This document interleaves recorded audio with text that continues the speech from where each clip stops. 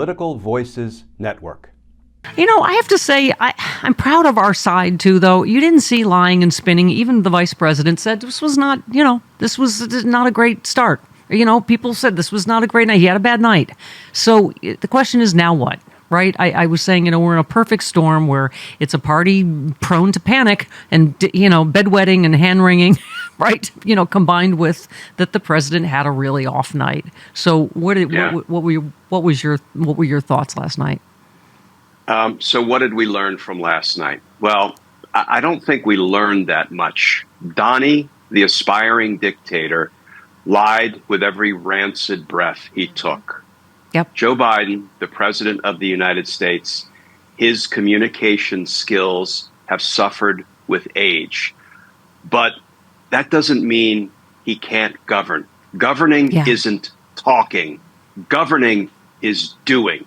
And if there's one thing Joe Biden knows how to do, it is do. He has proved that time and time again, and he's never been an effective communicator, and he's a less effective communicator now. But let me just say, with a hat tip to Jimmy Kimmel, he said, just because Alfred is getting a little old to tend to the Batcave by himself doesn't mean you replace him with the Joker. Yeah.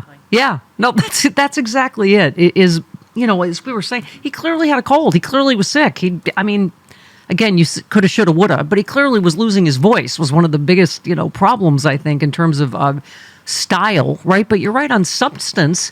And I think, like you and I've talked over and over again, this is where Donald Trump is now not in the courtroom again and is able to just lie and lie. He did not, Glenn, say one thing that was true.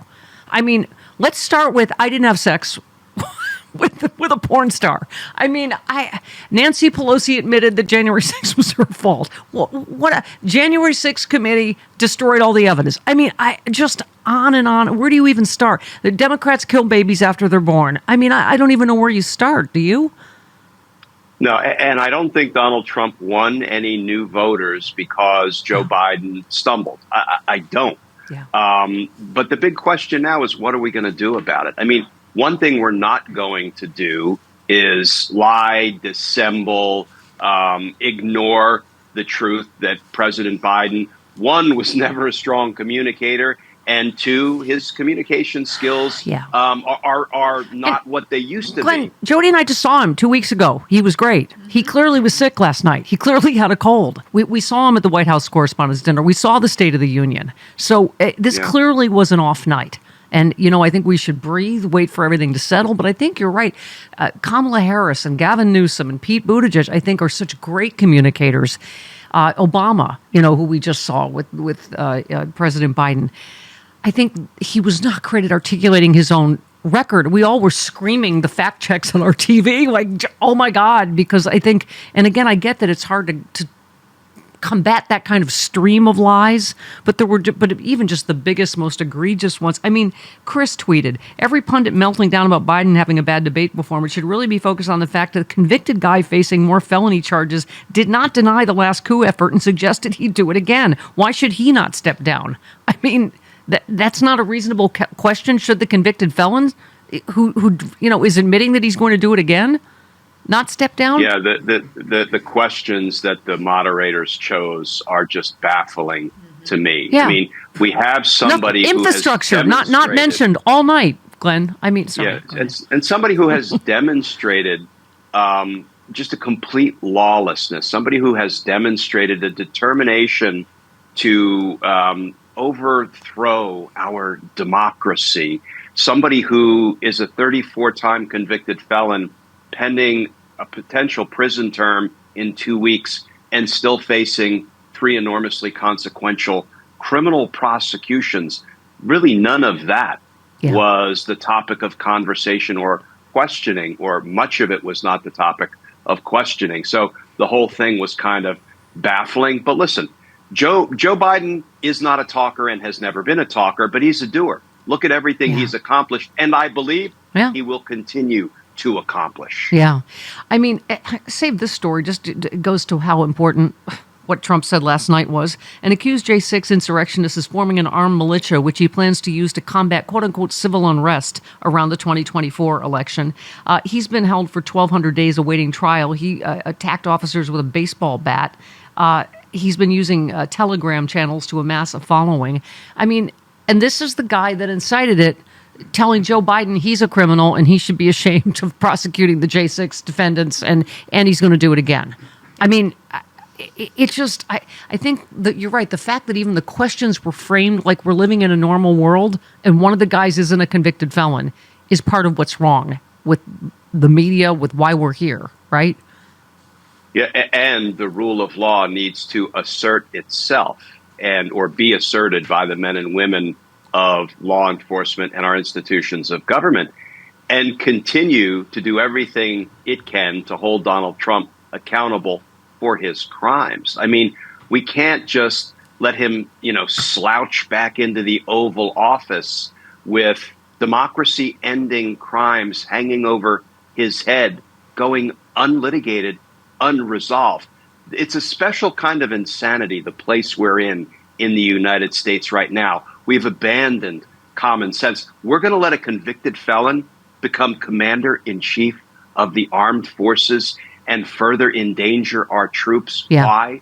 Because every other country will say, wait a minute, a convicted felon is running America's military. You think other countries are going to abide by the Geneva Conventions or the laws of war and treat our prisoners or, God forbid, our civilians, fairly, lawfully, when they know a convicted felon is in charge of our military? By the way, speaking of, Aaron Rupar said, Trump seems to let slip in private conversation Putin told him it was his dream to conquer Ukraine. I mean, him saying he'd solve the Ukraine thing means he will give Ukraine to Putin, as we all know. He will get out of NATO. This ludicrous, this wouldn't have happened, Ukraine wouldn't have happened, October 7th wouldn't have happened if I was president. Just so ludicrous.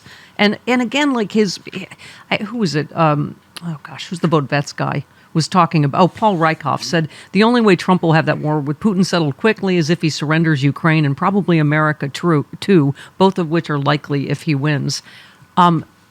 He's so specific in his line, right? It was his general, John Kelly, his chief of staff, who said that Trump made the suckers and losers. Trump's like, 19 people said, I didn't say it, 19 people. Only 2 people were there, and John Kelly has reaffirmed that he said it. Trump's guy. But it's just, he's so specific in his lies that you can see why, he's been grifting all his life, right?